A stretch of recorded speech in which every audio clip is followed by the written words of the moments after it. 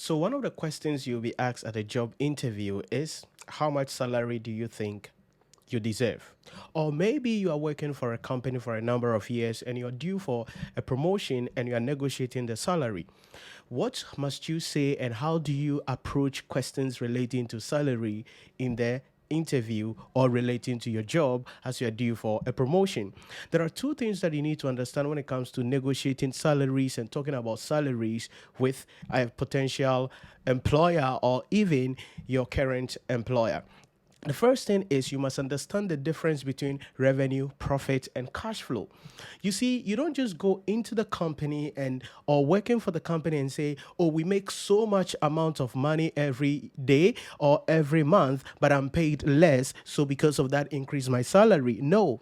There is a difference between revenue, how much the entity generates from this goods or services it renders, net profit, how much is left after cost of sales, operating expenses, and taxes are paid, and cash flow, how much money is actually available at the disposal of the company, which depends on the actual cash outflows, the things the company actually paid for during the year, and the money that actually came in during the year.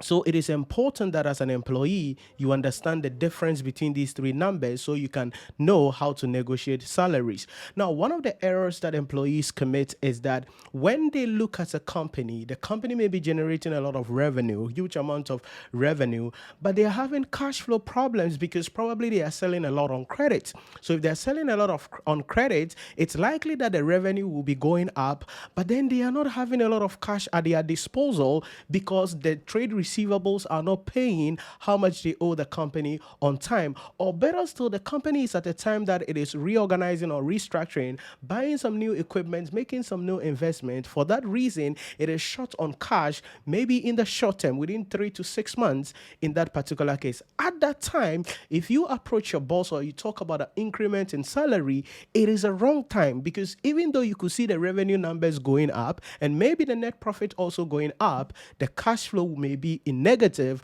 or something that is insignificant, which may be uncalled for so that we can increase your salary at the end of the day. So that is the first thing you must understand as an employee. Know the revenue, understand the net profit, and know about the cash flow. The second thing that you must understand is that you are not paid based on your lifestyle or the cost of living. You are paid based on four key criteria. Let me explain that to you very well. No employer pays you because of your lifestyle or cost of living. Employers pay you based on four criteria, benchmark, or metrics that is used, or one of which is used to determine your salary.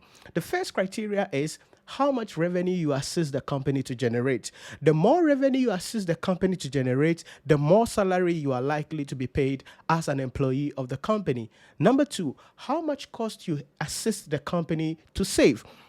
Cost savings is one of the key strategies or key things that an entity would want to do or want to undertake every time. So if you help the company to save a lot of cost, you are likely to get a benefit from that through increment in the salary.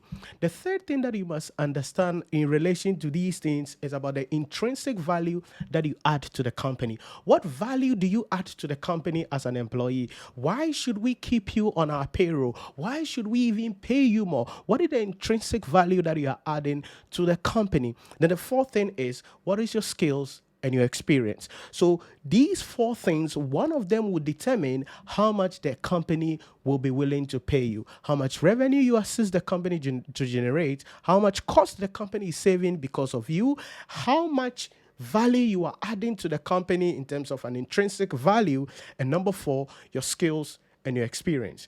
It is important you understand, like I mentioned earlier, that you are not paid based on your lifestyle or your cost of living.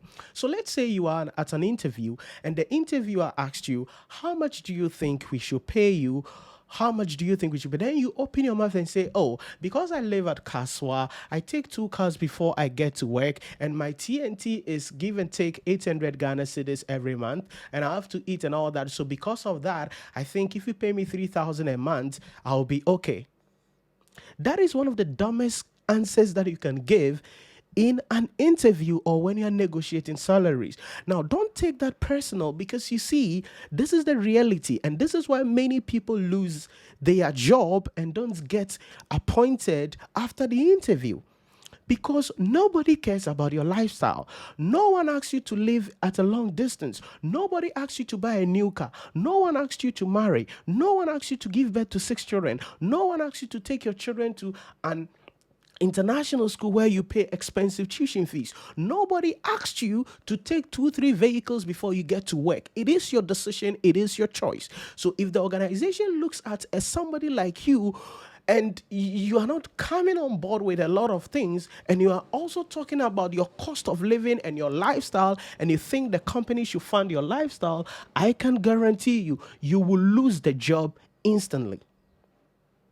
You will lose the job instantly. Yes, I understand that there are a couple of employers who make a lot of money but pay less to their employees because of greediness, because of the fact that they take advantage of people. But a large percentage of employers pay people based on the 4 things that I told you: revenue, cost savings, intrinsic value, your experience, and your skills. So the next time you are negotiating salary or talking about salary at the workplace, ask yourself, what revenue am I helping this company to generate? How much revenue? How much cost am I helping this company to save? What value am I adding to this company? There are some of you, you have never shared your company's post on social media, on your WhatsApp status, or wherever.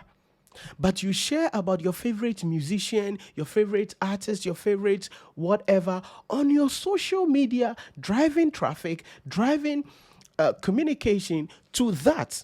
However, the company who is funding your life, paying you your salaries, ensuring that you live the life that you are living, you've never shared their post, you've never commented, you've never done anything to add value to that company, and you think we should pay you more salaries? No, you will not be paid more salaries. So this is what you have to understand when we talk about salary negotiations at the interview, or maybe you are due for promotion, and how you approach it. Remember, my goal here is not to tell you how to answer the question. My goal here is to tell you what the employer is looking out for. If you know what the employer is looking out for, then you know how to put your pitch and ensure that you get a salary. So how do you approach that question? Definitely you have to understand what value you are bringing on the table. Like I said, don't tell us about your lifestyle. Don't tell us about the cost of living. Don't tell us about fuel prices. Don't tell us about anything like that. Tell the employer the value that you are bringing on the table, and why, when you are paid that money, you will be able to achieve that. But remember, before you do that, you have to show results of something that has been done in the past. And if you have shown a result, then definitely salary increments will be given to you. Remember, no employer will be willing to lose a valuable employee. So if you are a valuable employee of the company, they will be willing to pay you as much as you deserve, as far as you are adding the value that is required to the company, so that the company can become successful in return, so you can also become successful. I'll see you in another broadcast.